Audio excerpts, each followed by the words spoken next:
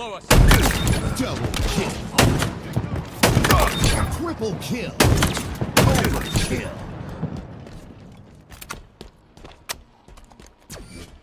I don't breathe. But if I did, I would call that breathtaking.